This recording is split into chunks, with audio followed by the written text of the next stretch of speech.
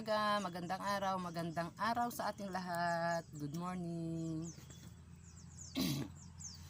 Ngayon, sa mga kababaihan, tulad ko, ilang taong ka na ba? May asawa ka ba? Ngayon, kung may asawa ka, may tip ako para sa iyo.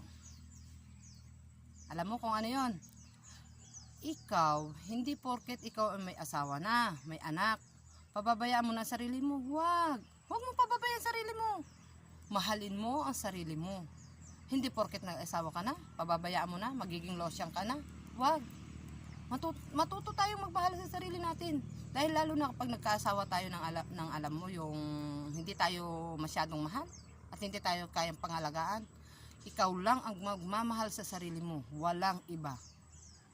Kaya kahit na ikaw ay may asawa, magpaganda ka, gawin mo ang gusto mo sa sarili mo.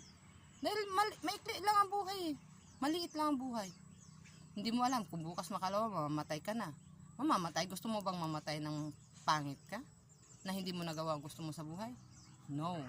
Hindi porket matanda ka na, may asawa ka na, hindi mo na gagawin ang gusto mo. Magpaganda ka, ayusin mo sarili mo. Enjoy yourself. Ganun lang ang dapat natin gawin.